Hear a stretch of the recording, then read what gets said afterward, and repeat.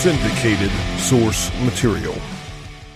Okay, so here we go into the 6th episode of Syndicated Source Material. As we get into this episode, this is the first time that I brought on future reoccurring guest Ronnie Adams. This podcast came out either late October or early November of 2014. And I became a great friend, and he's had to have done 100 episodes with me since this time. The original runtime of this episode, this was again live on Blogtalk Radio. This was originally 2 hours and 25 minutes long. And I'll get in here and did a little bit of editing, of course, almost an hour chopped out of this thing to make it a little bit more palatable. Really, a lot of what I took out was just a bunch of probably awkward silence and ums and ands and nothing you definitely are going to miss at all.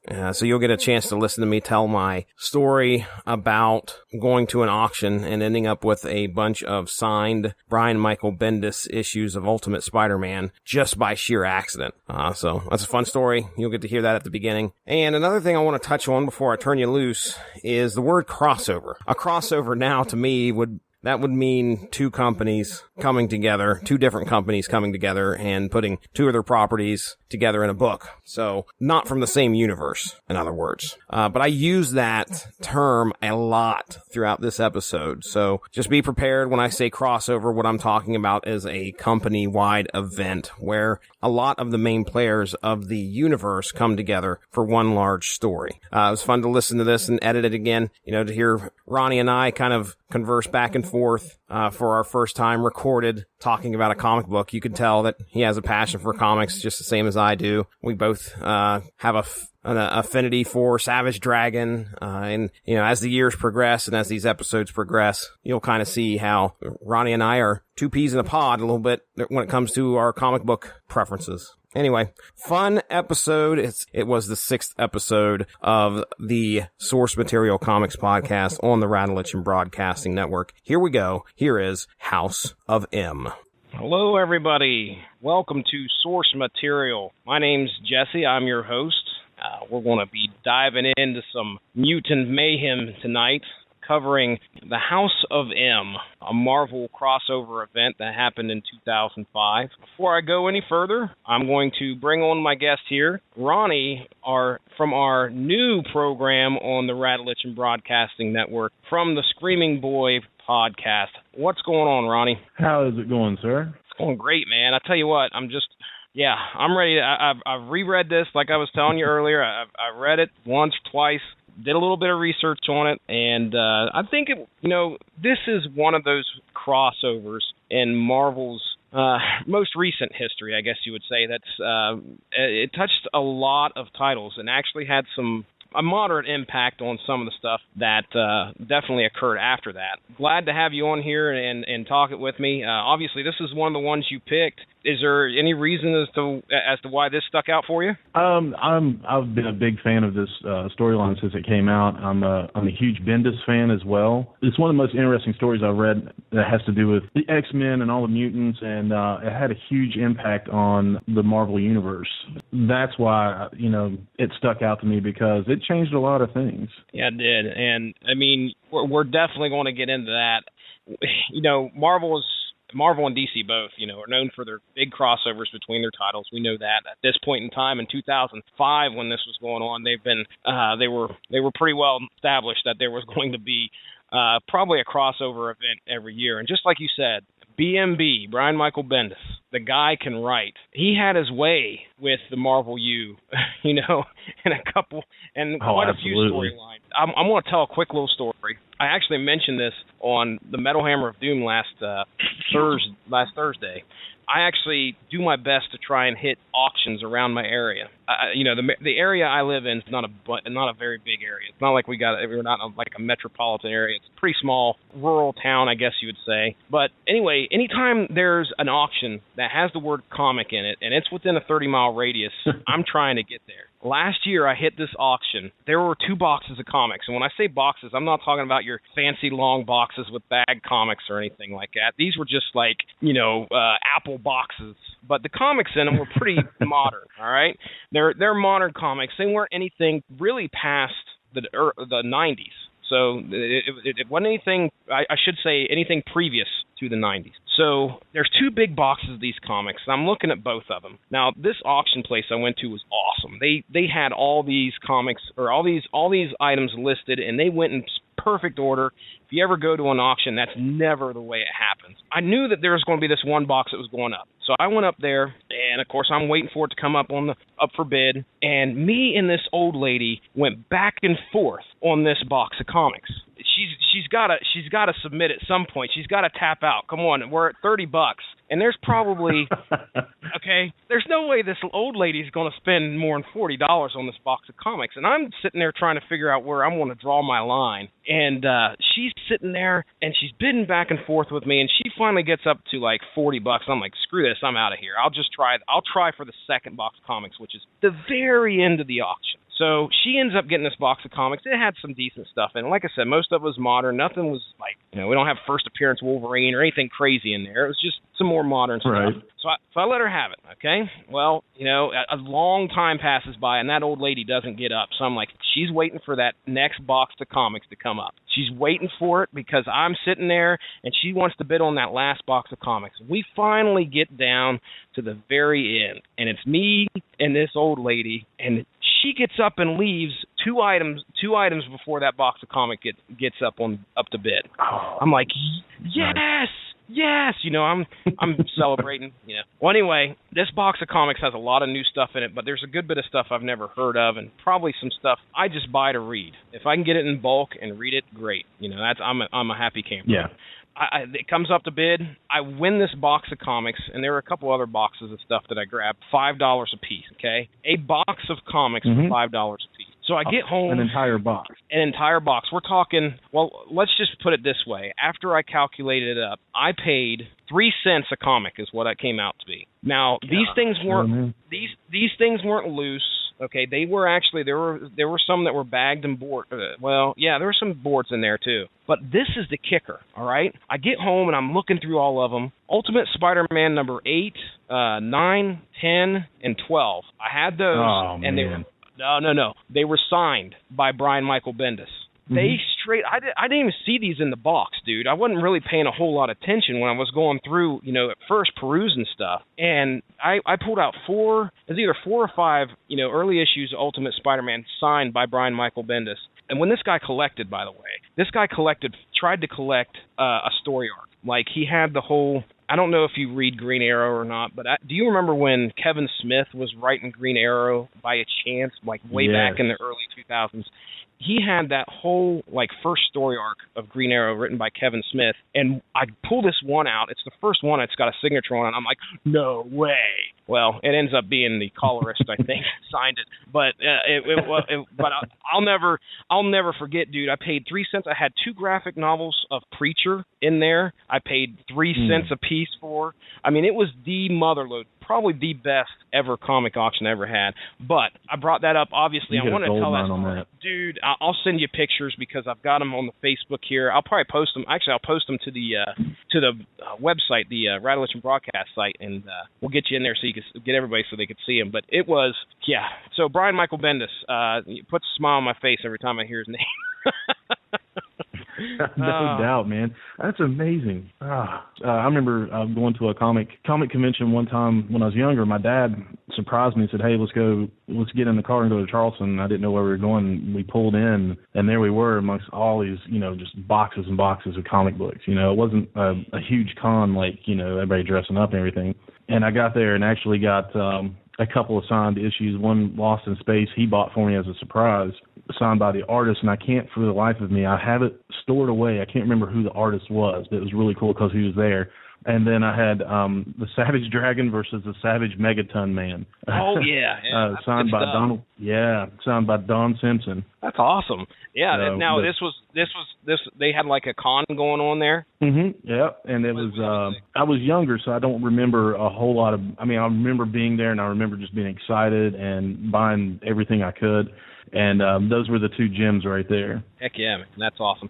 So I actually have that Savage Dragon one you're talking about. I think I know that was it? I can't remember how many issues was in that one, but I know I have one of those. I know the cover. I have a very photographic memory, so I can usually picture the cover of the issue. And this one's got, I know it's got both of them on the front of it, and it has the names written out at the top. That's pretty cool. The Lost in Space one, how old? I mean, was that like a really old issue?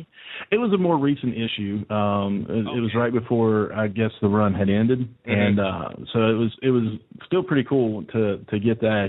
He sent me away and then stood in line to surprise me, and then we walked by that, and he's like, "Look at that! That one's signed too." And it was Don Simpson. And I didn't know, the magnitude of having, a creator or an artist or anything signed. And I knew who Eric Larson was because I was a Savage Dragon fan. It was one of the things. It was only one issue, and they had a gold edition release as well, which I don't know what that really meant, but I got that one, and it was signed by Don Simpson. Very cool, very cool. Well, we definitely share something in common about Savage Dragon, because that was one of the first comics that really got me into Image. Man, I was big into Image.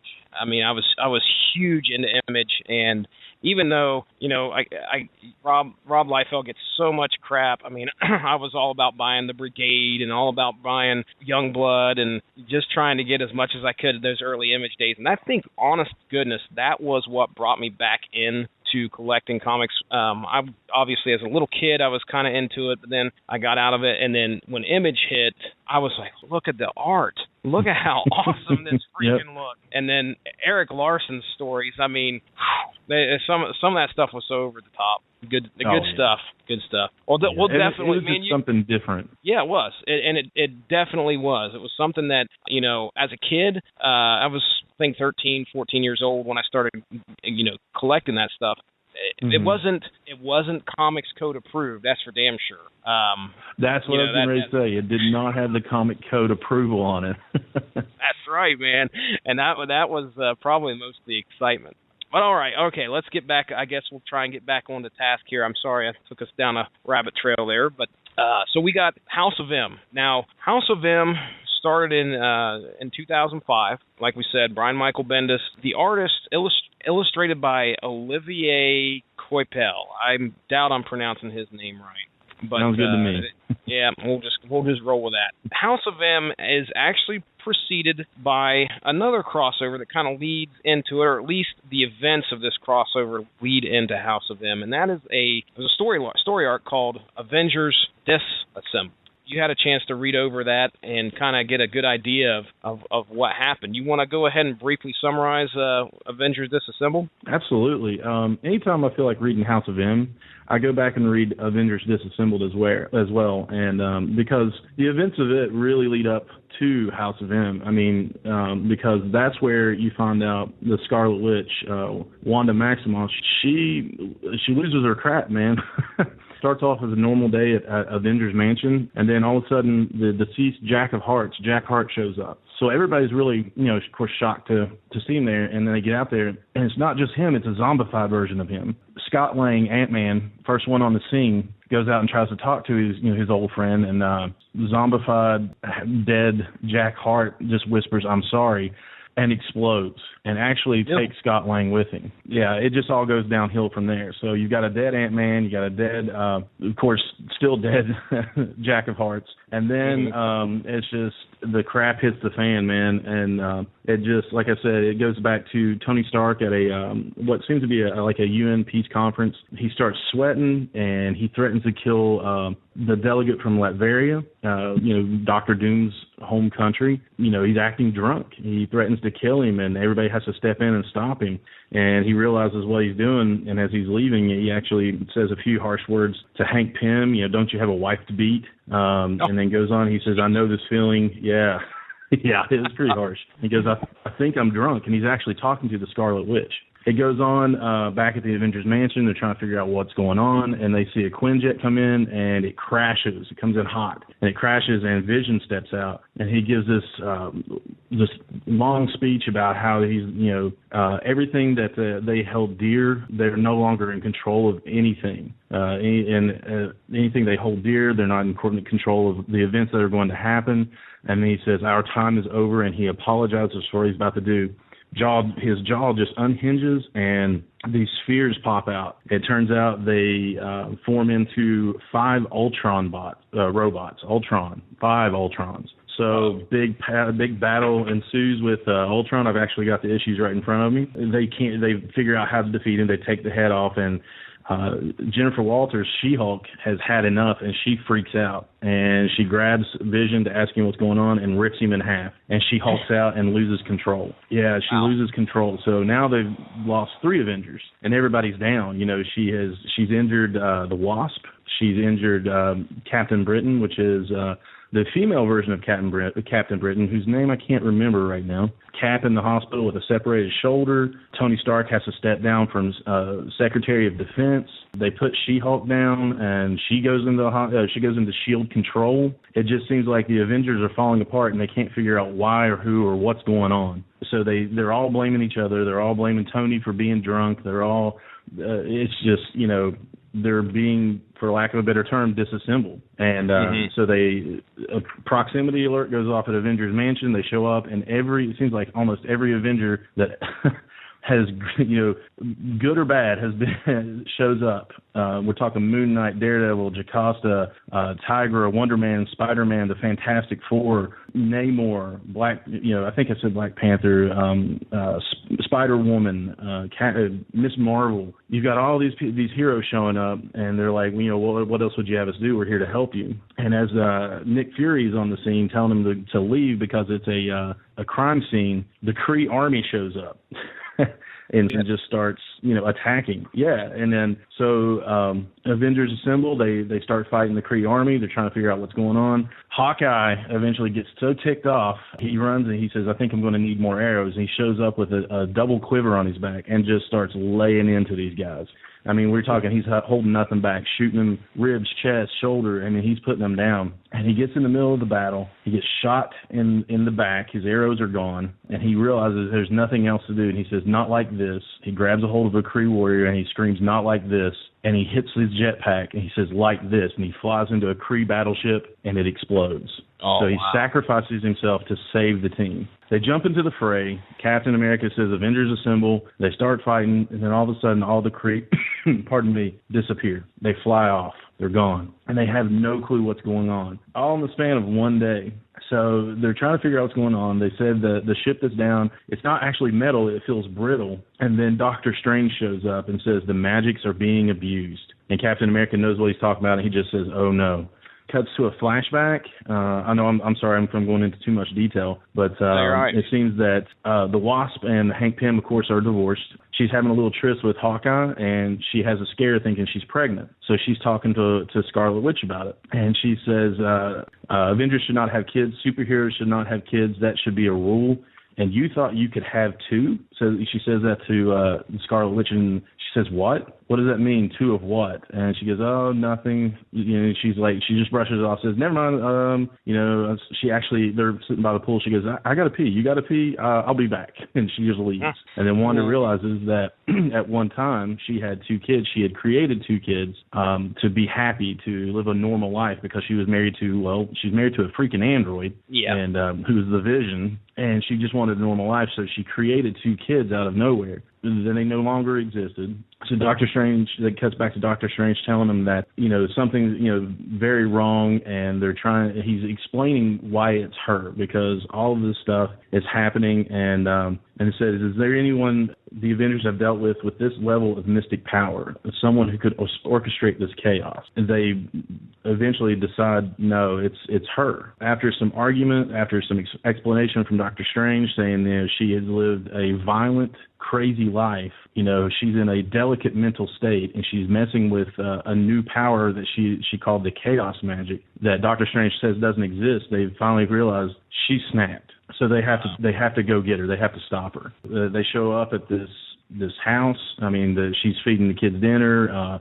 Wonder Man is there, Vision's there, the two kids are there, and Captain America shows up and says, let me help you. And the kids are actually, one is like the angel on her shoulder and one is the devil on her shoulder. And one's saying, no, Captain America cares about Mommy. He's one of the good ones. And the other says, no, you have to get him out of here. The creepiest part about it, they're having these conversations with the Scarlet Witch, and he's having a conversation with Scarlet Witch, and his kids are talking. And he says, you don't have children. None of this is real. He says, and they're not talking. It's you talking. It's your voice. I can hear you. And she just kind of stares blankly, and one of the kids says, look, and she manifests the Red Skull and Nazi soldiers to attack him. Oh, wow. And it cuts back to reality, and it's just her floating in the air. And all of these heroes are there.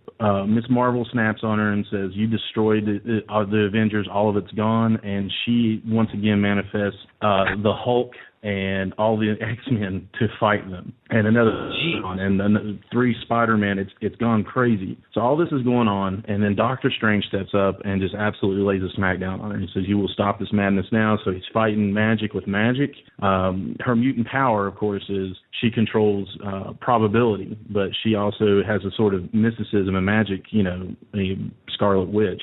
Yeah. And he puts her down. She falls to the ground and says, if there was any other way, I'm sorry. And says, is she breathing? Dr. Strange says she's alive, but she's gone. And he said her mind was in a delicate state to begin with. All this crap happens. Then Magneto shows up, and all he says is, give me my daughter. And he holds her in his arms and says, Xavier was right. It was you. I failed you, and flies away, not telling anyone where they are. End scene. And then it cuts to a short story of all the Avengers showing up at the destroyed mansion, sharing their favorite moments. And they announce to the world, they announce to all the fans, all their fans, all the people they've saved to show up that the Avengers are finally done. Tony Stark tells the other Avengers that he can't keep, financing it because this huge, event has left him, he lost half of his personal fortune. He said when something like that happens, billions of dollars are lost and thousands of jobs are gone. And he said, and I'm not exaggerating. So the account that funded the Avengers doesn't have the money to rebuild from this. So the Avengers are defunct now. They're done. They're gone. And that's where Disassembled ends. They are definitely disassembled. There has been, I've talked to probably like 2 or 3 people that, I was like, hey, I'm getting ready to cover House of M. Those people always said, you got to talk about Disassembled. You got to talk about Disassembled. And I said, okay. I said, we'll definitely touch on it for sure. Like I said earlier, I didn't have a chance to read it. Wow. And so that's pretty crazy. Obviously, the big thing to take from there going into House of M is Scarlet Witch is crazy. Yes. Extremely powerful. I mean, right there you're seeing the power that she has with an unhinged mind like she does. It's pretty crazy. Also, the death of Hawkeye, that's going to come into play here. Remember that, folks. Hawkeye died, and we had a few. Obviously, we lost Vision. You said Vision. We lost Vision and Ant-Man, but we don't see a lot of them show up here in House of M. But yeah, awesome way to cover it, man. I appreciate you doing that.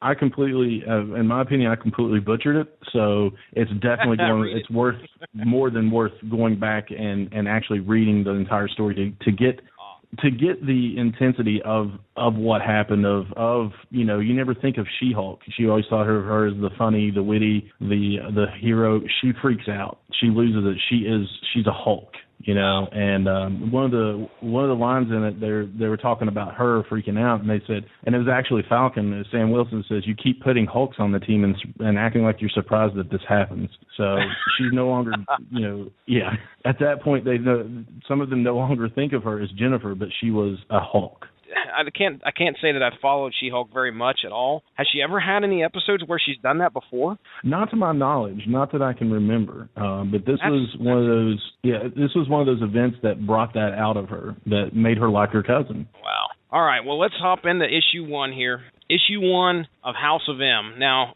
at the top of the issue on the front cover, you'll see astonishing X-Men and the new Avengers. Now, obviously, there has been a change in the guard for the Avengers. It sounds like they disassembled, and maybe some other people decided to pick up the pieces and maybe try to make a new team. I can't say I know the new Avengers off the top of my head. I just know that Wolverine was part of the new Avengers, correct? Yes, yeah. because he wasn't enough titles already. Yeah, no kidding. But yeah, House of M. Okay, number one basically picks up. We're back with Scarlet Witch again. I mean, we're treated to her having her babies with the Vision right at the beginning. So you're thinking, well, wait a second, what's going on? Are we flashing back here? You know, she's given birth to her twins. The Vision is by her side. All of a sudden, you see a shadowy figure in a wheelchair off in front of a window, and you know he's pretty much telling Scarlet Witch to put it back. We find out that shadowy figure is Professor Xavier. So he's trying he's trying to work with Scarlet Witch to figure out what's the deal with the psychosis and work her through that. Chuck basically shatters her constructs, I guess is the best way you could say it. Gets into her mind and has her finally, everything goes away, and you know she realizes she's back to reality and realizes what she's done. She can't believe that she's killed off some of the Avengers and all this horror she's brought upon the Marvel universe. We see next that Xavier rolls out and he's talking with Magneto. Now the setting here is they're in Genosha or Genosha. I'm going to pronounce it with a soft G. They're in Genosha. Now Genosha at this point in time has been destroyed. Genosha was I guess a city that was basically populated by mutants. I think an atomic bomb or a nuclear bomb went off and destroyed most of the population. Magneto has taken his daughter to Genosha. Apparently he's working with Charles to try and get her fixed. Charles is like, I can't do it. I mean, at one point you see Xavier, I mean, he's bleeding from his nose. He's trying, folks. I mean, he's trying to fix Scarlet Witch. You have the world's most powerful psychic. You know, he's been called that time and time again, one of the world's most powerful psychic, if not the world's most powerful psychic.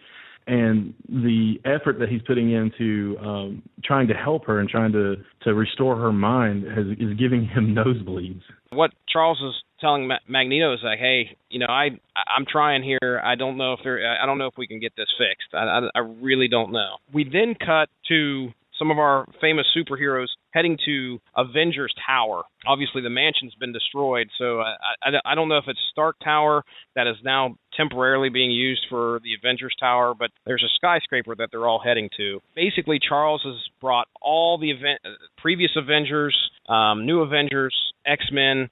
He's brought them all together to try and pretty much decide the fate of the Scarlet Witch. He's concerned that this time bomb in her head may go off again. So they've got to figure out what to do. After all this stuff that they've been through, obviously they don't want to go through it again. You got Wolverine and you got Emma Frost in there just saying, kill her, put her down. I mean, it's pretty harsh, but I mean, they're saying, you put her down. And of course, you've got the people that have been teammates with the Scarlet Witch. Like, no, what the hell are you talking about? You don't do that. That's not going to happen. So right there, right off the bat, we've got a conflict between the two sides. Now, meanwhile, Scarlet Witch's brother, Quicksilver, has apparently overheard somehow what was going on, or maybe he's assuming, I don't know. But he runs back and he's telling Magneto that they're going to come and kill her. That they're going to come, the Avengers and the X-Men and Chuck or Charles Xavier are going to come and put an end to the Scarlet Witch. And he's begging and pleading with his father, don't let this happen. Don't let this happen. That's an important part, folks. So just remember that. Well, the Avengers, the X-Men, Doctor Strange is involved. We got all sorts of people involved. They decide, okay, let's take a plane. We'll go to Genosha. We'll figure it out there. We're going to see what's going on. Spider-Man's in this too, folks. There's just about every superhero you could think of is, the popular ones at least, or some way affiliated with the Avengers or whatever, are involved in trying to make this decision. So they hop a plane, go to Genosha, and lo and behold, they can't find Scarlet Witch. They can't find Quicksilver, and they cannot find Magneto. And they've got telepaths trying to find them. They can't find her. Until finally somebody's like, oh, I think she's in this building. They walk toward the building. And meanwhile, Spider-Man's going, hey, I got this spider sense thing, and it's kind of going off. Spidey turns a corner, and at about that time, the world just pretty much burns to white. Actually, his face is what's messed up. Is that his last few panels, his face is sitting there, and then all of a sudden, his face, it looks like somebody's just burning a hole through the page. Everything just turns to white. Everything's white. And then that's kind of the that's kind of where they leave you off until the next few panels. Right at the end, last page, we got a sleeping Peter Parker laying in a bed. Okay, now mind you, he was just on Genosha. He's sleeping, and there's a crying baby. His wife or whoever, lady is laying beside is like, hey, you want to go take care of the kid? He's like, yeah. So he kind of gets up out of bed, doesn't think nothing of it, and just walks off. And then right at the last panel, you see some blonde hair sticking out from under the sheets and a wedding photo of Peter and Gwen Stacy kissing. What the hell just happened? So obviously something big happened. Looking back, I think the creepiest part was Spider-Man actually said that his spider sense wasn't going off, and that's what was freaking out the most. Yeah, he's like, I have this spider sense that goes off when something's happens, but it's not going off. I mean, and that's what bothered him the most.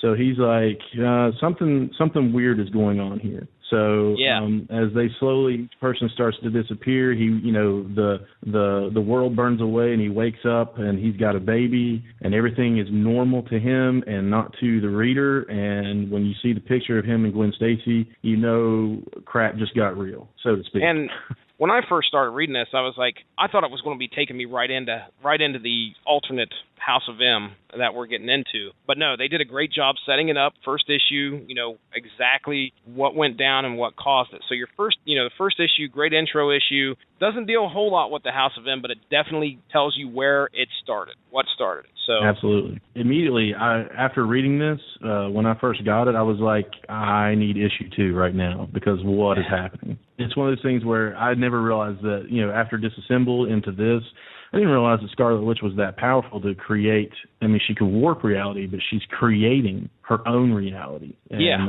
and it's, like we said before, the world's most powerful psychic, is getting nosebleeds. And then they're like, the interesting point you brought up was Wolverine and Emma Frost, their reaction, their cold-hearted, realistic reaction of just kill her. Yeah. That's how you settle it. Just put her down. We expect that from both of them, though. I mean, Wolverine, obviously, the old knucklehead, and I think we could just safely say that he's probably had his rough lot in life. Now, Emma's a reformed, we know she's a reformed bad guy turned somewhat leader. She's taken a pretty prominent role in the X-Men. That's what we thought was going to happen. I mean, I wondered how they were going to try and resolve it. We find out that that's not really going to matter because now in issue 2, I mean, it just seems like we go through probably a good 7, 8, 9, 10 pages. It seems like everybody's kind of got what they want. Everybody's kind of happy. We have Emma and Cyclops living together in an apartment. And by the way, nobody knows what the hell happened. Everybody's leading kind of a different life. Emma and Cyclops are married, living in an apartment. Mm-hmm. They kind of show a talk show hosted by Allison Blair. I was happy to finally see Dazzler get a little bit of time on the page. She doesn't do much anymore. No, she does not. I subscribe to a couple Facebook groups, comic Facebook groups, and there's this one that I'm subscribed to. I think it's like comics in the 80s or something like that. But anyway, somebody posted. I had to laugh. It was an old 80s issue of Dazzler versus the X-Men. And here you see Dazzler you see Dazzler's hand, and she's taking on Wolverine and Colossus. And I'm like, what? There's no battle here. There's none. This had to have been one issue. I don't know how many issues that was, but I'm just like, I'm sorry. I mean, I like Dazzler's Dazzler. And if I'm discrediting her because I don't know her full potential, I apologize. But it's good to see her. She's happy. She's hosting a talk show. She's interviewing Power Man. She's interviewing Power Man. We got Captain Marvel, Carol Danvers. Mm-hmm. Thank you. She's flying around. She's actually a superhero. She stops a robbery that's being helmed by Gambit. He's in the car. So things are definitely not as they seem. There's also some kind of a shady part going on in Hell's Kitchen. Everything seemed fine, but then we got this little part down here in the underbelly. And what we find is that there is a Luke Cage who is, I would say, he seems almost like a villain in this. And there's a reason why. He's given this guy crap who's come down there to just kind of talk to him. It was Detective Sam Wilson, by the way. He's kind of given him a hard time. He's a human working for mutants. So he's kind of giving him a hard time about that.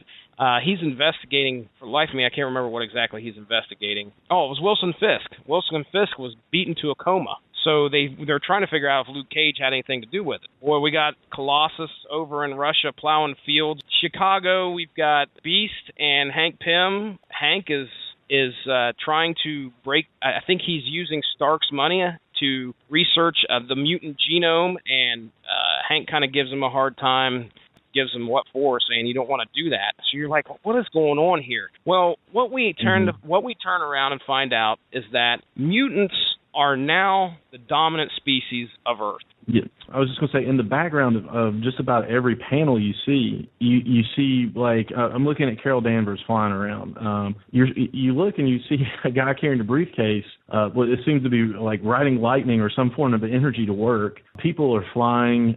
Of course, you've got Dazzler, who is a famous talk show host, interviewing Wonder Man. He's an actor, and then Kitty Pryde, who's a teacher, and he's asking her classroom, who are all there's a kid with a wolf face, and one kid with, he's nothing but a skeleton and energy around it, and they're all mutants. And she says, who was the first mutant? And don't say Moses or Jesus, I'm talking officially. Who was the first mutant? They're saying Prince Namor. And so it's obviously something is different. I mean, mutants are accepted, and not only accepted, but they are revered. They are, they're in charge now. Yeah, I'm looking at the first page. This is probably where I should have just started at. I mean, the first splash page is of an old man getting his mail, and you're like, what? What's this got to do with anything? Until they show you what's on the envelopes, and that says Stephen Rogers, and I believe it says Captain USA. He's a really old man. Mm-hmm. So right there, you're saying, something's different. And something definitely has changed. Now, one of the main plot points of this issue is Wolverine. Wolverine wakes up.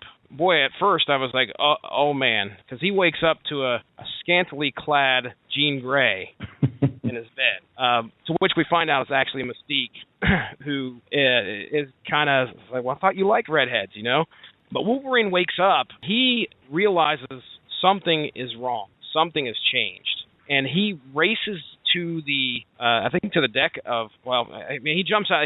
At first you're like, is it an apartment or whatever? But he actually races outside, and it turns out he is on the deck of, one could assume, what would pretty much be the SHIELD helicarrier. And not just the SHIELD helicarrier, folks. A SHIELD helicarrier that is flying a flag that has a large M on it, being escorted by a ton of Air Force jets, and also looks like there's a couple Sentinels in there. That's how we end issue 2, to be continued. Kind of making you maybe think Logan might have some kind of an idea as to what actually happened. For me, it was starting to pick up. You've got everyone living these happy lives, Scott and Emma, which I thought, that was really interesting to me, that when we cut to this, you've got Steve Rogers. He's old. He's living just a peaceful life. You've got Cyclops and Emma Frost. They are married and living, what seems a happy life. And Carol Danvers is the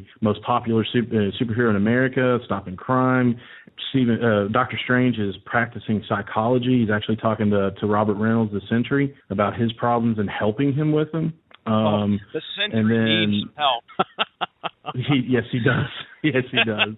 And then the one that really stuck out to me was Colossus, and he is plowing his fields with the biggest plow I've ever seen, and just pulling them along in Russia, and just you've got the two of the smartest men in the Marvel universe working together on projects, and you've got all these things happening, and you're like, everybody seems happy. This new life that they have. And then it gets to Wolverine. And, of course, Wolverine, being Wolverine, wakes up and freaks out, almost stabs Mystique. Like you said, runs to the top and sees that things aren't quite right. That's what stuck out to me. Everybody seemed happy in this, this new world, not normal world, but this new world, and it seemed normal to them that mutants were in charge and that they were accepted, and roles were reversed. It seemed from the dialogue in it that mutants were accepted and humans,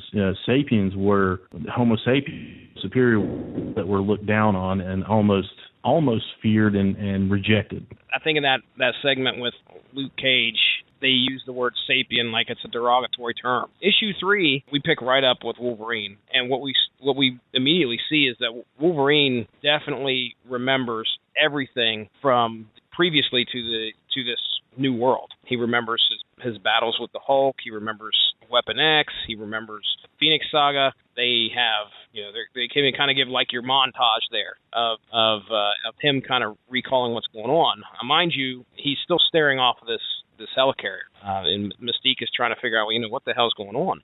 And we kind of get a little bit of an insight to Wolverine's role in this universe. Turns out, he's pretty much Nick Fury, the head of S.H.I.E.L.D. He's grilling Mystique, trying to figure out kind of what's going on. And to which, at one point, Wolverine just like, I'm out of here. This is too crazy, and jumps off of the helicarrier. Just free falls. All right, he bounces off of a building. I mean, I wish to have been as he's been through so much to where you could just jump off of a helicarrier and just say screw it, because you're going to heal yourself. But I mean, there's got to be something said for feeling pain here. I'm not jumping off. I'm looking for a vehicle or something like that, but it's Wolverine. What are you going to do? He's the toughest son of a gun out. Yeah, he's looking for, I guess, the fastest way out of this situation and just chucking him off the side of a helicarrier. Yeah, he just jumps off, and Mystique's up there looking at him like, "What the hell just happened?" And he proceeds to fall down to earth and hits a building. He's still alive. There's a neat little newspaper. So it's almost like that Marty McFly where he runs and grabs the newspaper from in Back to the Future, and he's looking at the newspaper trying to figure out what the hell's going on. That's exactly what Logan's doing. I don't know, did you get a chance? I mean, did you read everything in that little newspaper thing that they had? At one point I did. I didn't when I reread it because I was like, wow, that's tiny print. I'm getting old, I guess. But enough to know that, the House of Magnus' big day. Talking about the gala that the House of Magnus is holding. So everything is about the House of Magnus. The mutant stem cell debate. And then you've got Spider-Man being the big star that he is. And then actually you got some shout-outs to Shang-Chi and Rafael Vega and a few other characters in there. So it was kind of cool to look through that. But Janet Van Dyne, the new designer to the stars, and you got a picture of Strong Guy in the background, which was kind of awesome to see him. But you've got his House of M's Eric Magnus and Princess Aurora of Kenya will be among the dignitaries celebrating 30 years of freedom from oppression by sapiens. Do me a favor. You got it right there in front of you. Read us the hot as hell, cold. Read us the hot as hell, cold as ice real quick. Absolutely. Starting at the top, hot as hell, is Tony Stark. Hostile takeover averted. Industrialist Iron Man pulls a rabbit out of his hat. And they don't call him Iron Man, they just call him an industrialist Iron Man, lowercase letters. Pulls a rabbit out of his hat and keeps his name on the door.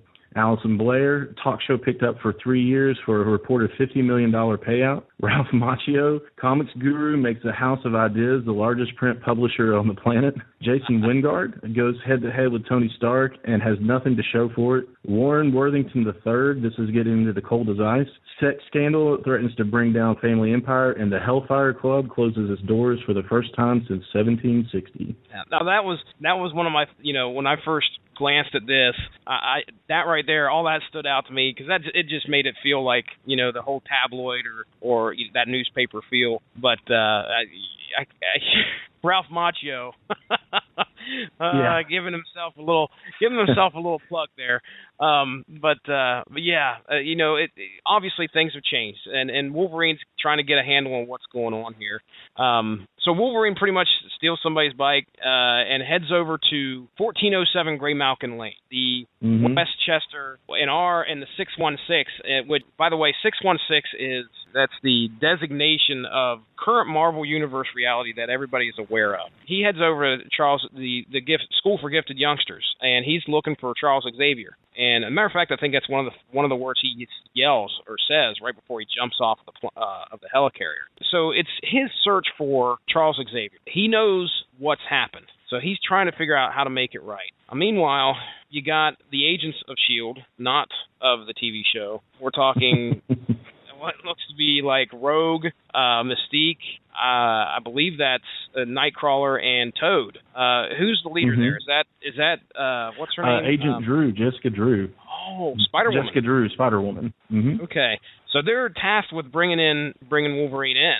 Of course, Wolverine's not going to go easily, and we got a fight that breaks out. They're pretty much chasing after Logan, trying to get him, when all of a sudden a billowy blue cape appears as Logan's trying to get away and envelops Wolverine. And if anybody's familiar with Cloak's powers, are you familiar with Cloak's powers, what he can do? Obviously, in this particular instance, he basically transports Logan out of the situation. I always thought that his powers were like, they take him into if you go into Cloak would basically wrap you in his cloak, and you'd be transported to like a dark dimension that would like scare you straight. Right. That was some of the early stuff back in I can remember reading some of the Cloak and Dagger issues from back in like the late '80s. But is that what he does here? Or does he transport him somewhere? What happens? He actually has he can teleport as well. So it's teleportation. I think intangibility, maybe. Yeah, intangibility, and then kind of like Vision and a few others, Kitty Pryde, and then he does have a link to the Dark Force dimension. He gets Wolverine out of the situation, and Wolverine gets up. What the hell happened? And he's confronted by Luke Cage, a few of his consorts. I wish I could name them there, but I could tell you the most important one is, well, let's talk about what they're trying to do here. They're telling Wolverine, get the tracker out. Obviously, there's a tracker on Wolverine in order for S.H.I.E.L.D./House of Magnus to track him, and Wolverine has no idea what the hell he's talking about until he turns around and because somebody says, "You heard the man." He turns around and there is a Hawkeye back from the dead, pointing an arrow straight at his face. We now have the return of Hawkeye, and that's the end of issue 3. When he's confronted by the S.H.I.E.L.D. agents there, Spider-Woman, Jessica Drew and Nightcrawler, Toad, Mystique, and Rogue, they actually they take after him. He takes down a couple, and then Nightcrawler teleports after him as he's on the motorcycle, and he catches right up to him, and we get a little hint of what's coming when you see Nightcrawler in pain, and then he rolls on the ground, and he says, "I've been shot," and you see 2 purple arrows sticking out of his back. Yeah, because, he's right about to grab Wolverine. Just about to pounce on him when he gets hit with those arrows. The seedy underbelly is headed by Luke Cage has now got a hold of contacting Logan, Wolverine, and trying to do something. I don't know what the heck's going on here. I didn't understand why Luke Cage was going after Wolverine in the first place. Hence issue 4. Issue 4, by the way, is an awesome cover. You got Hawkeye just standing there, and there's about 1, 2, 3, 4, 5, 6, 7, 8 arrows in the back of Wolverine. So he's just kind of like laying there, and Hawkeye's got these arrows embedded into Wolverine. In this issue, to summarize it up, we got Magneto looking over a city. What was strange was he's sitting there looking over this city, and this little kid comes up to him and says, "Grandpa, I made this for you," and he hands him this ship. Any other grandfather that I know of, a pleased grandfather would smile, but he says, "I made this for you with my mind," and he just looks stone dead at the kid. Doesn't even change his expression. You're just kind of it kind of leaves you ill at ease, like, Magneto, man, smile or something, But obviously there's some stuff going on in the background there. Makes you kind of wonder, is he aware of what's going on? So now we cut to Wolverine.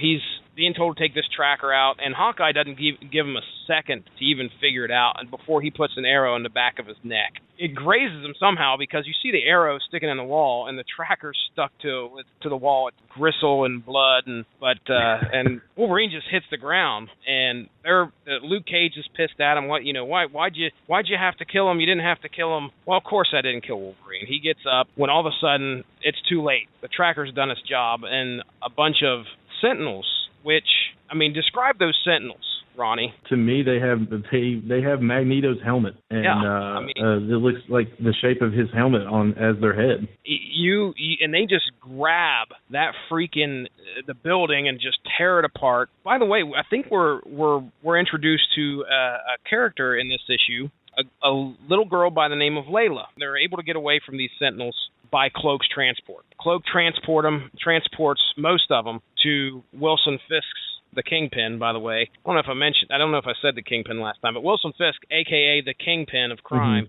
they transport over into his office, and of course we kind of get a breakdown of why they grabbed Logan. And it turns out this little girl by the name of Layla, she also remembers everything that happened prior to this. And it turns out one of her powers, maybe her only power, is to make others recognize what actually happened. And I think at this point in time, she's actually done that to Luke Cage, and he kind of remembers where everything was. And of course, Wolverine's trying to figure out, okay, why do I remember? Why do you remember? Sort of, kind of get an answer. I mean, we don't really get much of an answer to that, but she just says, hey, I woke up and everything's changed. She said her mom and dad was the same, but everything else has changed in the world. So we got two people that remember, and one girl can make other people remember. That's kind of the bulk of the issue, is them kind of dealing with that and trying to figure out how to address getting back to what the way the world was. So they're formulating a plan pretty much. It's Layla Miller, actually, is the young girl. She's introduced in the House of M. She later joined X Factor Investigations. She's pretty powerful as far as, let me see, I know she can bring back the dead. She knows about past and future events. And I think she's a little bit like Colossus' sister Magic in that aspect. But she's introduced in this, and she, because of her powers, because of her mutant abilities, she can just look into them and help them remember how things were. So she goes through the list here of all these heroes. I mean, you've got Cloak, you got Felicia Hardy, Hawkeye, Luke Cage, and then she starts hitting the big guns, Emma Frost and Scott Summers. I mean, well, those are the two that they hit, and she hits Emma Frost. And she remembers everything as far as everything. She remembers as a child. She remembers being in the Hellfire Club and then joining the X-Men and falling in love with Cyclops and then kind of freaks out and she says, "Logan, are you kidding me with this?" And said the House of Magnus, and she goes, "That's it. We're going to kill them. We're going to kill him and his kids." And Wolverine's like, "Yep, got no problem with that." And so we're just going to need a lot more than us. Wolverine is, we got to get Chuck. We got to find Chuck. We don't know where the hell Chuck's at. He's been, by the way, he's trying to figure out where Charles Xavier's at, and he has no idea. So the first place, just like you said, they go to Emma's house and turn her at the end of the issue. So that's pretty much the end of issue 4. All right, so they're ready. We're getting primed to go and turn the world back. We just got to figure out a way to do it. We've got this. Thank goodness we've got Layla Miller here to awake everybody. One of the things that I was watching, the YouTube thing I was watching there, the guy said that he feels like Bendis wrote himself into a corner and only had one way out of getting, Wolverine's the only guy that knows how's he going to turn around and make everybody else believe, and that was the whole sole reason of Layla Miller's creation, was so that she could actually help Wolverine out. Which I kind of see that, but first off, I'm not. They used Layla. You mentioned X Factor. They used Layla in X Factor to a wonderful degree. I read a little bit of her later stuff where she's hanging out with Jamie Madrox, the Multiple Man, and the stuff that they did with X Factor. I think she was a great addition to that book. I'm not discounting Layla for anything here. If that's what it was, I mean, I think it was, I guess, destiny. If anybody could write himself out of a corner with class, it's Bendis. Yeah, I hear you. All right, so issue 5, we're pretty much opened up. Emma and Layla are on the, I don't know what you'd call this, the psychic plane or something like that. Emma's trying to get into Layla's mind and figure out how her power works, and pretty much she doesn't really have much of an answer for it. I think Emma sees something there, but really doesn't go into detail. And about that time, Scott Summers walks in. What the hell's going on? Emma kind of helps Layla focus her power. Layla does not know that she has this power, really. She doesn't know how to harness it, doesn't know nothing about it, other than the fact that she can do it. She just doesn't know how. So Emma kind of helps her focus, is able to make Scott Summers, Cyclops, realize, okay, this is what happened, and what we're living right now is fake. Throughout this first part of the issue, Emma is helping her realize there's a switch in everybody's mind. You switch that switch, and they remember everything that happened up to House of M, okay? But one of the things that really gets me is Peter Parker. In this issue, Peter Parker is living a wonderful life. Married to Gwen Stacy. Uncle Ben's alive. Peter, I think, is a wrestler, I believe. Of course, he's real popular. Yeah.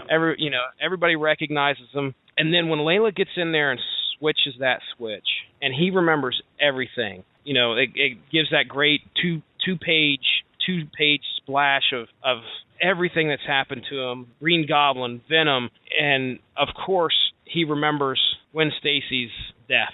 I mean, that right there, he just fell to the ground screaming no. When they turn the switch on, Uncle Ben's standing there by him, and so is Gwen Stacy, and Peter Parker just takes off. He gets the hell out. Wolverine ends up finding him on top of a rooftop, and he's just bawling. Peter Parker's one of the most tragic figures in the Marvel Universe. Obviously one of the most famous, but one of the most tragic. There's the term of Parker luck. Obviously in House of M, everything's perfect for him, and I can't blame the man. I mean, I would not at one point even want to know what the hell happened prior to this. With the way his life has been, I would just be like, flip the switch back off. I don't want to deal with it. Leave me here, whatever. I don't want anything to do with it. But, Wolverine talks some sense into him. Go ahead. Oh, I was going to say, you've got a character here that carries more guilt than any other character in the Marvel Universe for the loss of his uncle and the loss of his first girlfriend. And he was picked on in high school. He has these amazing powers that everybody can look at him and say, wow, look at that guy, and he could be famous, he could be someone and not be puny Parker for the rest of his life, but he can't tell anybody about it.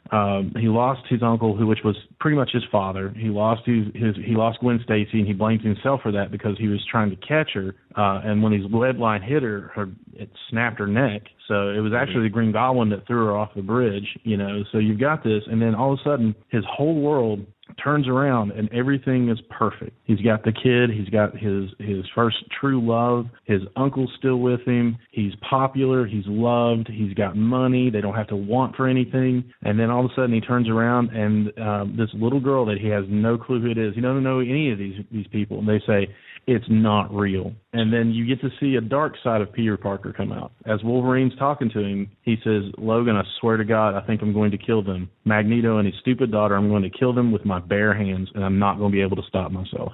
And I'm like, wow. Yeah. Yeah, Peter Parker, he has this no-killing, save everybody you can, even the villains, and then he's just like, I've had enough. That's it. I'm going to kill them. Sad stuff. Such happy circumstances to going back to reality. The next few pages are of Layla turning that switch on or switch off, whatever you want to say. We got Kitty Pryde, boom, remembers. Stephen Strange, Doctor Strange, boom, remembers. Captain Marvel, Carol Danvers, boom, remembers. Tony Stark, boom, remembers. We got Matt Murdock, Jennifer Walters, boom, remembers. And then she's just about to flip that switch on Captain America, and I think Emma steps in and says, no, don't do this. Don't do this one.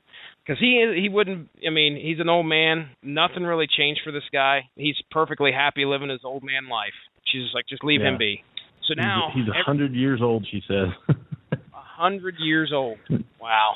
So they bring everybody that's got their switch flipped. Now they're together, and with Luke Cage, they've got to formulate up a plan. They've got to figure out. Again, we're looking for Charles Xavier.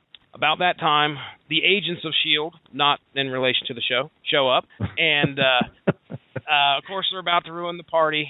Layla flips their switch immediately. And I want to kind of come back to this here in a second, but she as soon as they show up, she's just like boom, boom, boom, boom, and every single one of them remember what happened. Which Mystique, by the way, she's a little traumatized. She kind of wakes, when she wakes up, she hits Wolverine, like slaps him right in the face, and well, it is what it is. You get the cards you're dealt. So, but anyway, okay. the plan is to go for Magneto. They can't find Charles, so they're going to go for the next best thing. They're going to go for Magneto. He was one of the last ones seen, so they're going to go ahead and hit him, see what's going on. But remember, this is the House of Magnus. Magneto is one of the most powerful beings. One of the most powerful, I'm not talking mutant powers here. I'm talking about higher than the President of the United States, ruler of this mutant utopia, very revered in this world. So this tantamount to a terrorist group is going to go after one of the highest members of society here. They're going to hit him right when the Magnus Gala, what was it called again? I can't remember what it was called. The House of Magnus Gala. Yeah. Something like that. Well, anyway, the big get-together, that's planned. So they're going to make a hit right when that goes down. Now, by the way, Magneto is living comfortably in Genosha, which is definitely not hit by a nuclear bomb. Last page of this, it's definitely a thriving city. Last page of this issue. He's living in a castle. Yeah, it's a nice looking place, that's for sure. The last page is, I think, Lorna, which is Polaris, I believe. She's talking to her dad, telling her, get ready for your day. It's going to be a great day. And Magneto says, yeah, that's great. He says, just give me a moment, and proceeds to walk back to this huge rock. And on this rock is a inscribed, it almost looks like a tombstone. It says Xavier Memorial Garden. He died so Genosha could live. So Charles is dead, man. That's where they leave you. Boom. Xavier's gone. The bomb is dropped on that issue. Yes, indeed. So these guys, we've got this group headed by Wolverine, Layla, and all the other ones, from the 616 universe, going to go and attack Magneto. And so where the hell's Chuck at? Chuck's dead. So they don't even know that's happening. There's the end of issue 5. They're mounting, they're gathering their army, and they're trying to make it right. So I mean, they're getting everybody they can think of. The only thing is that at one point they know Hawkeye. I mean, he disappeared. He's on his way to. I mean, he's had enough. I mean, he realizes what happened. He knows about everything. So he knows about what happened in the disassembled storyline. You got somebody that's in a delicate mental state anyway, and he doesn't care to throw a few arrows around. So they look around, they're like, crap, Hawkeye's gone. There's one more element of surprise, or not element of surprise, but I guess could be a good thing. Could be a monkey wrench in the gears there. So and then all of a sudden the wild card, and then they've got this one last hope, and that eventually, hopefully, they're going to find him. They have to find him. At that point, they decide to take that hope away by having Magneto stare at Xavier Memorial Garden, saying their one last hope of putting everything together, finding Charles Xavier, because if anybody can do it, he can, is dead. He's dead. Yep. All right, man. I'll turn you loose on issue 6. Go for it. Sweet. Okay, issue 6, House of M. So things are heating up. We are, very first page, we are greeted to Agent Drew boarding one of the helicarriers. And so they land this jet on the helicarrier, and everyone gets out. We're talking Spider-Man, everybody. Spider-Man walking around in his Spider-Man outfit. You've got Cyclops. And they're just walking on amongst everybody. And come to find out, Emma Frost is actually putting out a mental command for everyone she says they can't see us because I won't let them think they are seeing us.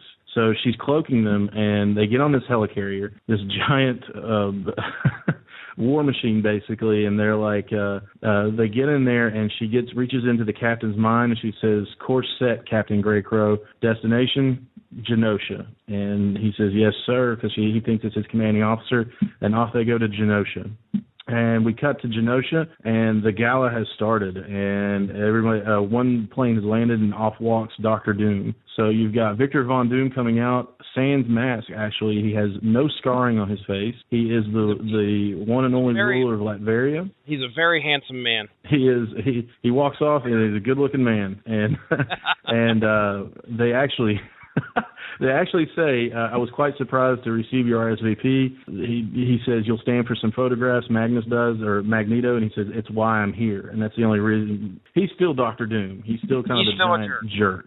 Yes, indeed. Yeah, so they're taking pictures. They're still cloaked on the. It's really funny to look at because they've got all these SHIELD agents sitting around, and all these people in different clothes and wanted characters are just sitting around relaxing amongst them because they're still being shielded, and they're just preparing. They're just trying to mentally prepare themselves. I mean, Luke Cage calls his wife Jessica and finds out she's married to another man. Eventually says, "I don't know why I just did that," and so they all know that their world has changed, and they're trying to remember why they're going back to change it back. They gather around a little bit of a rally of the troops. Cyclops gives his basically his D-Day speech and says, we can't lose this. We have to win. And to do that, you all of you are going to have to fight without any restraint. Does anyone disagree? So you've got Cyclops, another lack of a better term, another goody two-shoes who doesn't kill and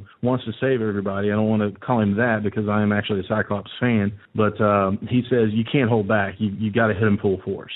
He's basically laying down the plan and how they're going to do it. 3 teams. Actually, Jessica Drew interrupts and says, brings up the point you did. Why don't we just stay where we are? We were happy, for once we were happy. Maybe it was time for this to happen. And then Wolverine says, one day, Jess, you're going to be really embarrassed you said that out loud. She says, she goes on through saying maybe this was supposed to happen. Maybe, mutants are supposed to rule the world. And he says, that's 2 things you're going to be embarrassed you said out loud. So basically she says, well, I'm just, whether I'm right or wrong, you don't know if I'm right or wrong, and it scares the crap out of you, and it should. So it kind of puts that moment in there where they're like, should we leave it alone or shouldn't we? It seems like that. And, of course, you've got another Spider-Man moment where he has to gather his thoughts again because out of all of them, in my opinion, he was the one that was the happiest. And if anybody deserves it, Spider-Man does. Cut back to the gala. I mean, we've got all these dignitaries showing up. You've got the Black Panther, King T'Challa from Wakanda. You've got King of Latveria. He's finally the king of Latveria, Victor Von Doom. Storm is the princess. Is Princess Aurora from Kenya. Namor shows up. So you've got some heavy hitters in here as well. A delegate from the Kree Empire. So you've got all these dignitaries showing up to honor the House of Magnus. When they announce the House of Magnus, you've got Quicksilver, you've got Scarlet Witch, the 2 twins, Magneto on his throne, and Polaris next to him. And everybody's clapping. There are pictures being taken. All these guys, all of his troops are bowing to him, and it seems like everything is perfect. And then all of a sudden, a sentinel falls from the sky. Aimed right at the House of Magnus. Yeah, he just launched this sentinel right at his face. I mean, you look up and you see the sentinel coming right at him, and that's pretty scary looking. I'll put it that way. And then, of course, you're throwing a large, basically the equivalent of a missile made out of metal at a man, the master of magnetism. So he just simply raises up a hand and stops this sentinel, which is almost bigger than his whole castle. It seems like it would level his castle. So he just stops it with one hand, and that gives them their moment. And it's another, the heroes launch into battle. You've got all of them, Miss Marvel, Luke Cage, Daredevil, everybody. They launch themselves into battle. Just a quick shout out to She-Hulk's definitely comic appropriate attire there. I don't know how that's even physically possible, but that I'll give a clap for that one. I guess that's about the best thing. I don't see how that's possible, man. I was gonna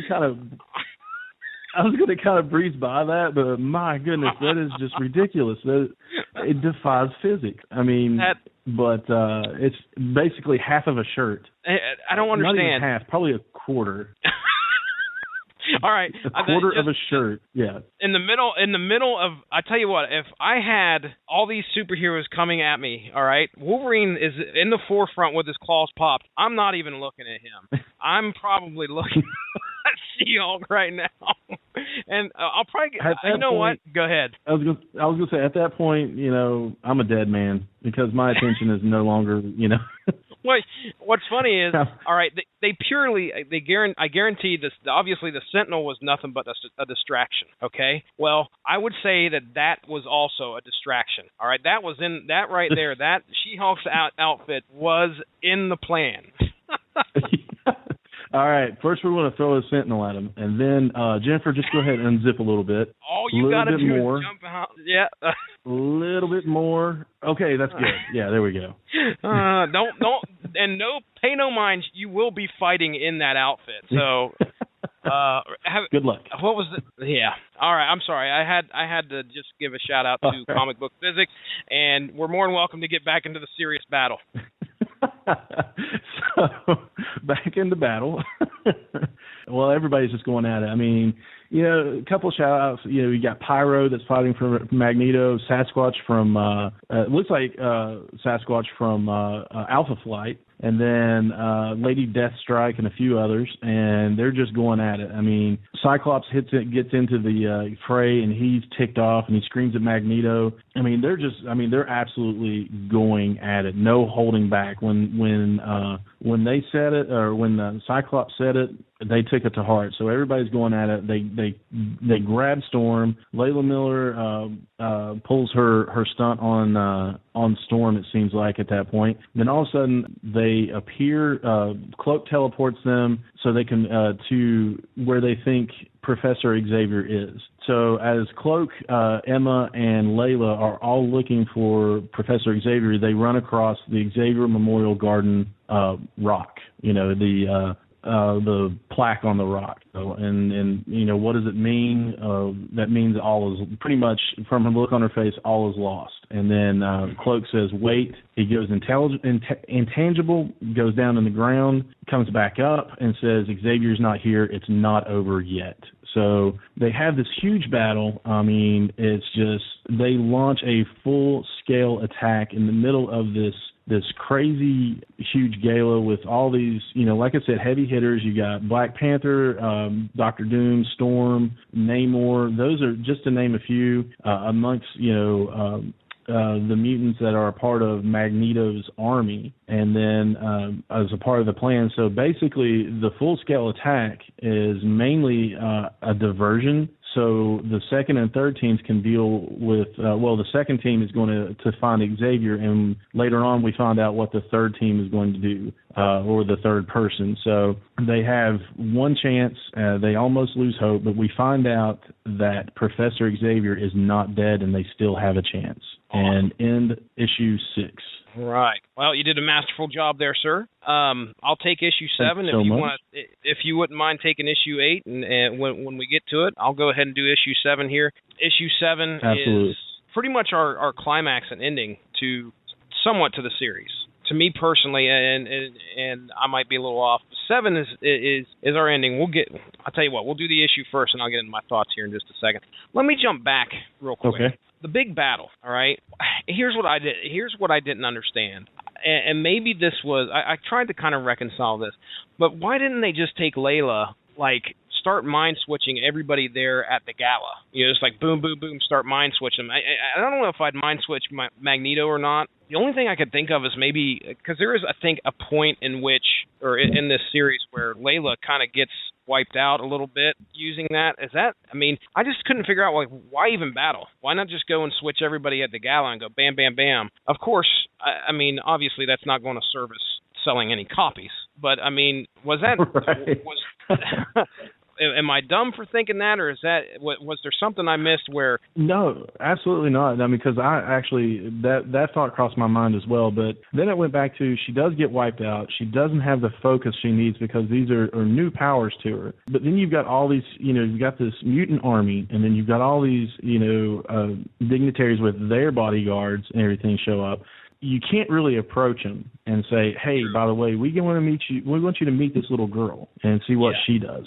To me, I think that they were going to find Professor Xavier and maybe amplify her power, or so he could reach out and touch everyone at one time and, and then deal with it that way.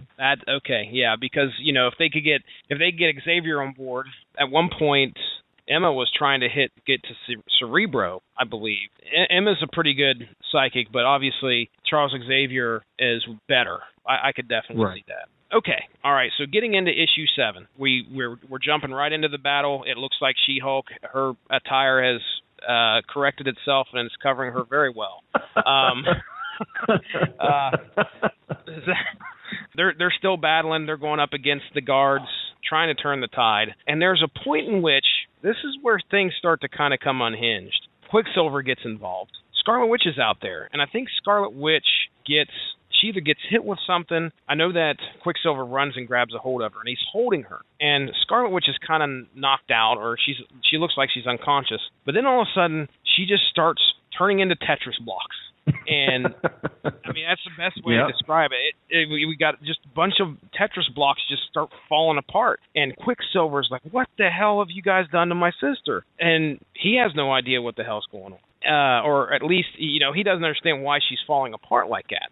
He proceeds to kind of flip out. They get the better of him. Meanwhile, our buddy Doctor Strange has decided to take off into the ethereal, the astral plane, if you will. And he goes to find Wanda, the Scarlet Witch. And she's resting comfortably up in this bedroom. And he appears to her and starts talking to her. Wanda's up there playing with her kids. And we find out that this body that was down there at the gala was actually, she just comes right out and says, yeah, I created that. I just create that so I can hang out up here with the kids. She doesn't leave her kids alone anymore, and that body was something for Magneto to show off on special occasions. Gotcha. So she's up there hanging out with her kids, and, Doctor Strange is kind of saying, well, hey, look, things are out of hand. He ends up saying that she was the one that created Layla Miller. So kind of like a back door. Yeah, she says, you brought us here, Wanda. Wanda, you created young Layla Miller to bring us here. We know the Scarlet Witch is crazy, and we know the mind works in a million different ways. I think what he believes is that she created that kind of as a back door to get out of things. But she proceeds to play it off like she... What's that? Maybe a little bit of the old Wanda is still there. Yeah. Mm-hmm. So Doctor Strange proceeds to, like, hey, we got people outside, our friends that are fighting out there trying to get to you. Now, here's the part that you had mentioned that I totally had missed. You'd mentioned some stuff about building blocks, and that shows up in a couple of these panels that these kids are playing with. And it's funny that those blocks look very similar to kind of how she fell apart on the outside. It was a great connection. Looking at this, Doctor Strange is trying to figure out what exactly happened. He's trying to figure out where Charles Xavier is. So he's kind of grilling Wanda a little bit. And then we finally get taken back into Wanda's mind and those events that happened that led up right prior to the House of M starting. That was the argument between Quicksilver and Magneto. What we find out is that, Magneto is at a loss as to what to do. He doesn't know what to do with his own daughter. He certainly does not want to kill her, but he may not have a choice. And Quicksilver is not going to have any of that. What he decides to do is that he's the one that's going to take Wanda from there. He ends up taking her, or at least talking to her, and he kind of persuades her and says, I like being an Avenger more than I ever said. You could, and she looks at him and says, what? She says, you could take it back. You could make everyone happy. And of course she doesn't. She says that she has no hand in it. But he goes, what if I was there to help you, you and I together? Xavier's mind inside you, your powers as they are now. You can use his powers and yours together. Really, there's nothing you can't do. So, this is kind of one of the important parts that I missed. I didn't realize that they actually used Xavier's mind to augment her powers in order to take over the world. And that's, I think, remake reality. So apparently the whole Xavier died so that Genosha could live. They can't find Xavier in this reality because he's pretty much the one that's helping make it. If you ever notice that her reality warping powers never changes a person and never really changes their mind, it just changes what's around them. She, I guess, warps reality into, absorbing his power, absorbing him, using him to help augment reality, to help reshape the world. And then even if she reshaped the world, the entire world, people would still realize. So she used his power to make people forget, or to change their minds and make them forget their past and only remember what she had formed for them. Doctor Strange still trying to figure out what's going on. He then realizes that it wasn't Magneto after all that helped her, helped her escape, I guess you would say. It was Quicksilver. We got Emma Frost. She's talking to Doctor Strange and saying, we need to figure out how to get a hold of Xavier. Where is Xavier? So as soon as he asks Wanda the question, where is Xavier? Boom, right in her back comes an arrow, and she falls to the ground. And, well, now we can't find Xavier because now Wanda's dead. So if we just get right there, yeah, she's dead. And, of course, the kid, right in front of the kids, it's Hawkeye has now killed Scarlet Witch, and he is pissed. I mean, the look on his face is just, well, I guess I shouldn't say she's dead, because she kind of gets up and she's bleeding from the mouth, and she's asking him why he did that, and then she just decides to unmake the arrow. I mean, the arrow just falls away again, and those Tetris blocks just goes away, and we see that Hawkeye is extremely upset about the fact that she killed him, or I shouldn't say, well, she had a very big hand in what happened to him prior to House of M, and that he's dead. Why should you live? Pretty much if I'm dead, I want to stay alive. So he's obviously afraid of what's going to happen. So he ends up killing her, and he says, "We were friends, Wanda, teammates. I truly love you. I'd kill for you." And she says, "I love you too. Then why'd you kill me? Why'd you do this?" She goes, "I brought you back." I guess you just wipe that all. That's the easiest way to. Yeah. No big deal, No big deal. Yeah. Well, at this point, the kids get involved. And there's a kid that just screams, "Shut up," at Hawkeye. And he proceeds to just melt away into the Tetris blocks. Again, he's unmade.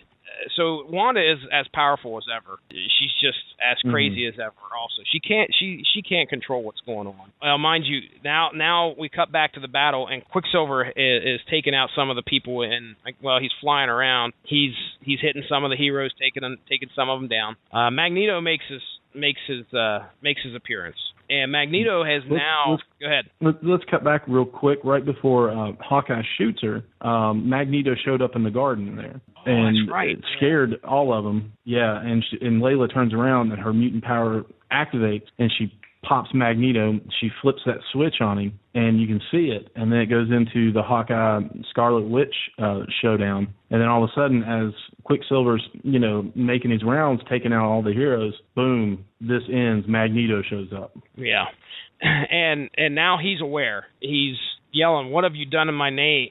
What have you done in my name, boy?" So he's confronting Quicksilver, because now he knows exactly what's going on. Quicksilver's obviously aware too. Maybe he's been aware this whole time, but he screams right back to him. They were going to let them kill her, and we kind of have a little bit of a face-off. Magneto's obviously very upset. Proceeds to throw, I'm guessing, Sentinel parts, Sentinel head, I don't know, on the Pietro there. I'm not killing him, but, beating him up pretty damn bad.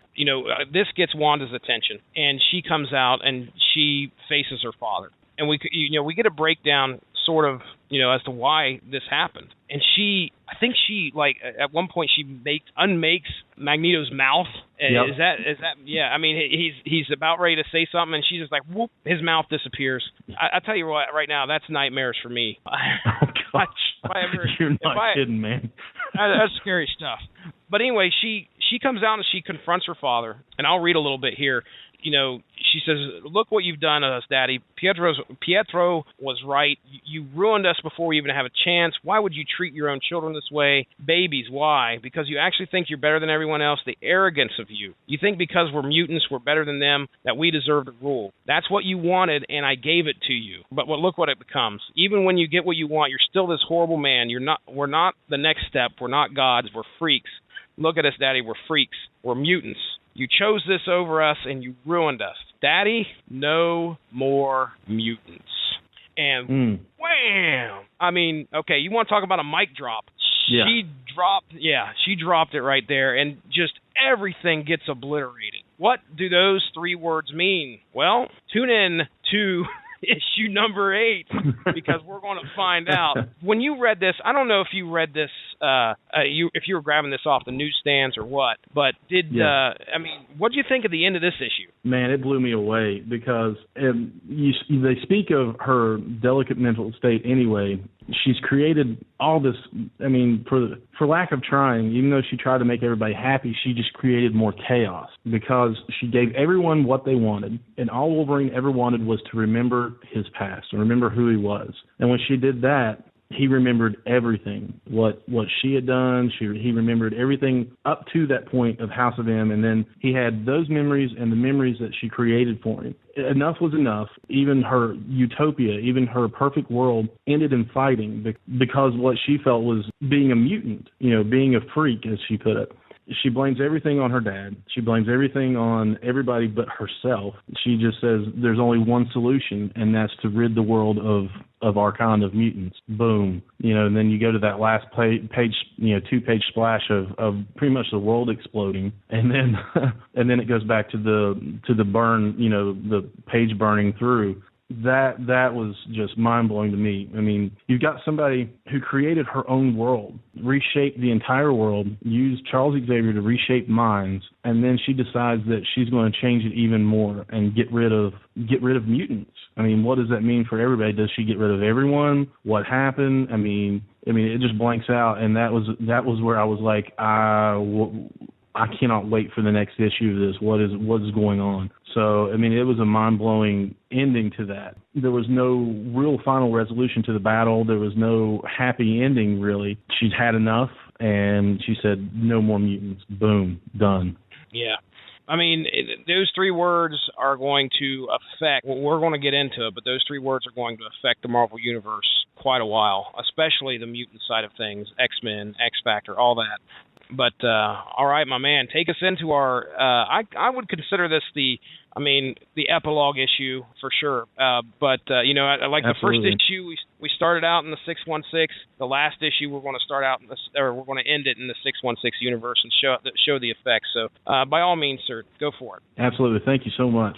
First page, you see a peaceful cityscape. You go through all these different these scenes, and nobody's flying around to work at this point. It just seems normal. It's early in the morning, and then we cut to Layla Miller, her house. Layla Rose Miller, you're going to be late for school. Get up. She wakes up. She opens up the window. She doesn't realize how she got in her room. She looks out, and she knows something big has happened. Everything's back to normal. Cut to Avengers Tower. Peter Parker wakes up in the bed again. He wakes up, he looks around, and it's Mary Jane sitting there. Are you okay, Mr. Parker? And he just says he has a headache, and she tells him not getting hit in the head by a big mechanical octopus arm so much. And he just says, yeah, and he shuffles off. Parker luck, downtrodden and depressed. Then we cut to Avengers Tower once again. Everyone's sitting around. You've got Falcon, She-Hulk, a few others. Peter Parker with his robe and his bedhead going on.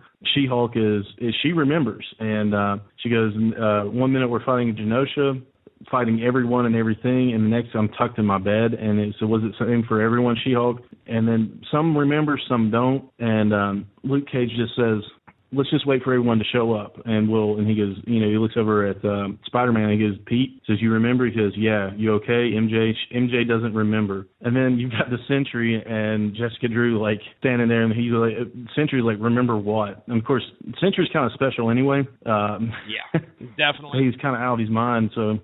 Yeah, and then everybody's just confused at what's going on, whether they remember, whether they don't. They don't remember. Iron Man doesn't remember. Nobody, some do, some don't. And Peter Parker freaks out again. He slams his fist on the table and breaks it. And the funny and kind of lighter side of this is Tony Stark is upset about his table. He's like, hey, he goes, you'll buy. Luke Cage just stops and says, you'll buy a new one. And then he slams his fist on the table again and cracks it even more. And then they're like, they're just trying to figure out what happened and why it happened. And Carol Danvers says everything seems okay now. And then Doctor Strange shows up and says, not quite. And then they all realize it's not quite right. And then we cut to Xavier's School for Gifted Youngsters, and Emma Frost is laying in the yard, and she just hears a scream, no, and she knows what's going on because she, of course, is psychic and read minds. And she runs in, and there are kids laying around the school. Some have passed out, some are freaking out, and they find out that most of the kids in the school, if not all, have lost their powers.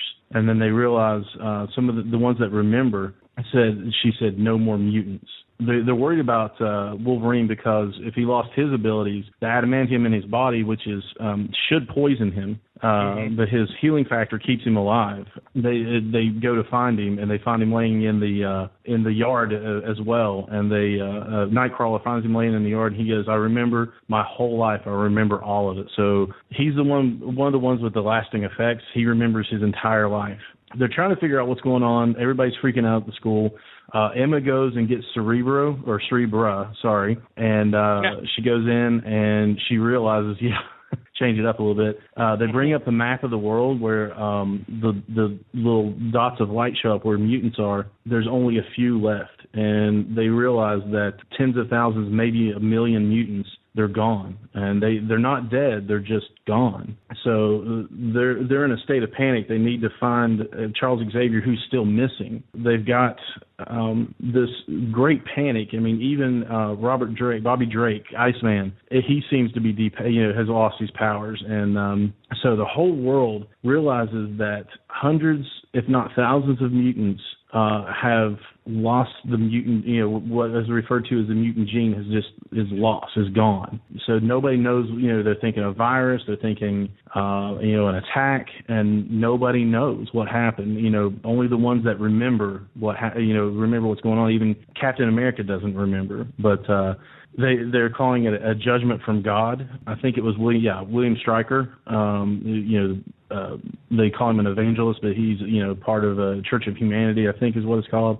Who are against mutants. They're calling it a judgment from God, and they're freaking out. They're trying to figure out what happened, how they can fix it, and they're in a panic, and they can't find Charles Xavier. They can't find Scarlet Witch. They even asked Doctor Strange that her magic has created a map, but they can't find a sign of her anywhere, and he feels like he's failed to protect her in the world. And then we have another Spider-Man freak-out moment because he doesn't want to remember anything.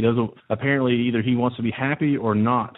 He doesn't want to remember being happy at one point. So he asked if there's any way that you can just use a magic whammy on me so I can totally forget what happened. He says it's not how it works. And he says, I'm giving you permission just to go in there and scoop it right out. And he says, I can't, I'm sorry. And he screams at him, I said, take it out. And then Captain America, the voice of reason, steps in and says, don't. You can see that this has affected everyone, not just, the mutant community, but it's affected them the greatest, but it's affected everyone. So she has had this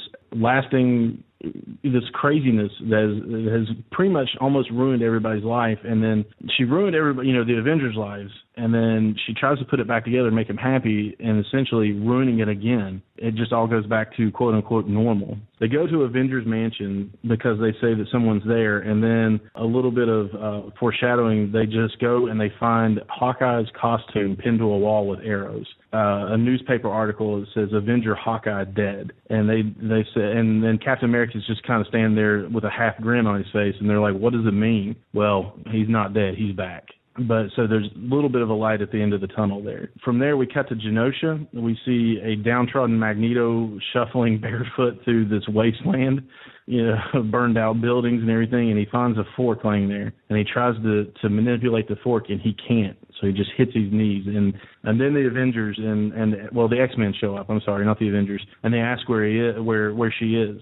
Eventually, Wolverine's had enough. He tackles him to the ground. He puts his claws to his neck, and he says, "You've lost your power over metal, huh? Well, I haven't." So he just kind of like pops his claws in and out at him. He doesn't know where he is. Emma Frost says he's lying, and says, "We've just about run out of reasons to keep you on the planet." And then Kitty Pryde plays the voice of reason with him and says, "He didn't do this."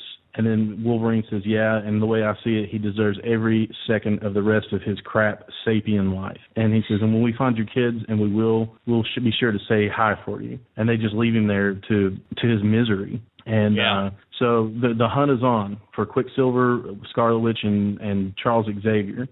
From here, we cut out, and we're listening to we're reading a newscast, an interview with Henry Penn, talking about how not only the mutant population has been devastated, but and how it breaks his heart for all his mutant brothers and sisters, but how think of the effects of the entire ecosystem of the world. And while this is going on, we see Scarlet.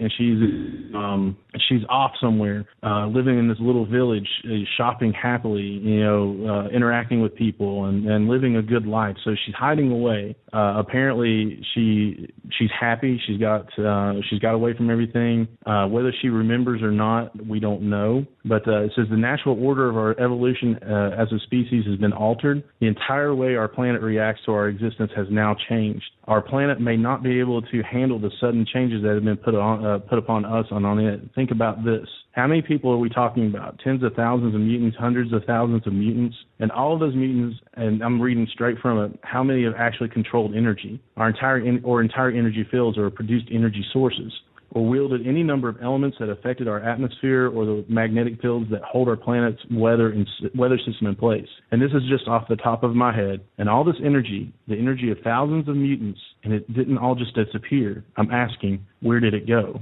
It's Sir Isaac Newton's third law of physics. Everyone knows it. For every action, there is an equal and opposite reaction. We have just a picture of the world. And Henry Penn says, so I'm asking, what will be the reaction? We see this flare of energy off on the side of the world. And so we have an epilogue here saying it's not over yet. She put an end to they said later on it's like 99% of all the world's mutants have been depowered. Their energy source, the things that they've controlled have not disappeared, but they've gone somewhere, and it's gone somewhere, and it's created something, or it's powering something. What has happened to it? So it's not over. She hasn't made everything better. She's kind of just set something else into course. And then it's the end. The end. Well, let me ask you, where did all this energy go to? You have any clue? Yes, actually, it goes into the events from Decimation, House of M. I mean, it has a lot to do with Hope, because she is the first mutant born after the end of all mutants, after the three words were uttered, no more mutants. So she's that's why her name's Hope, because she's the first mutant born after this. It leads from Decimation, it leads into this energy source awakens Havoc and Cyclops' brother. I can't remember his name right now, but he's like an Omega level mutant that's been asleep out in space. It brings back Onslaught. It sets several things into course. And, of course, leading up to, Hope, who leads into Avengers versus X-Men with the whole Phoenix, AVX, where, the Phoenix comes back and is looking for Hope, and it eventually goes into the 5 X-Men that it bypasses Hope and goes into those 5 X-Men, Cyclops, Emma Frost, Namor, Colossus, and Magic. This one, from disassembled into this, has changed the course of the 616, of the whole universe, and just set some crazy stuff into motion. Absolutely. And just like you said, we were going, you're going through that epilogue issue. I mean, Hawkeye's back. I think obviously one way to get him back alive, we have a negative powered Magneto. He can't do anything, or at least he doesn't. It doesn't show it in here that he has that. Yeah, a lot of events. I mean, a very big, a big crossover that, like I was telling you earlier, I don't think I mentioned it on the podcast, but if you go into each issue that House of M touched, we're talking 50 plus issues. Huge event. Mm-hmm. And like you said, as Brian Michael Bendis, I would say this is definitely one of his fun ones to read for sure. I definitely enjoyed it. Your thoughts on you got any other thoughts on House of M as a whole? It was just world changing for the Marvel universe. I mean, like we said, we go into Hope Summers and then, at the end of Avengers versus X-Men, I hope I'm not, we'll just leave that in case you cover it at another time. It leads into the after events of that, and, we find the fate of mutants everywhere. And I just think he did a fantastic job of laying the story out, not completely destroying everything as he went, because it could have gone that way. I mean, they've given a lot of writers some leeway. I mean, I think back New X-Men with the whole Zorn, and where they had Zorn and it turned out to be Magneto, and they had to go back and retcon some stuff from that. And you give a writer leeway like this, sometimes they can make some mistakes, and I think he did this masterfully. Okay, very good. Let me go ahead and first, again, thank you very much, Ronnie, for coming on and talking with me. Like I said, it's awesome to have somebody to bounce some stuff off of. Great series. I enjoyed it. And if anybody out there can get their hands on it, pick up the trade, pick it up. And just be ready, though, because Brian Michael Bendis will leave you wondering and wanting to know what's going to happen next. Thank you very much for joining us. Do not forget to subscribe to our new home by punching in W2M Network on just about any podcast platform to get all of our content into your audio feed. Also, give a like to the Radulich In Broadcasting Network and W2MNet.com Facebook page in order to stay on top of everything that we have to offer. If you'd like to follow the Source Material Podcast on social media, just follow at SourceMatCast on Twitter, and we are on Facebook at Source Material Comics Podcast. If you enjoyed what you heard, please feel free to share. We look forward to entertaining you again soon.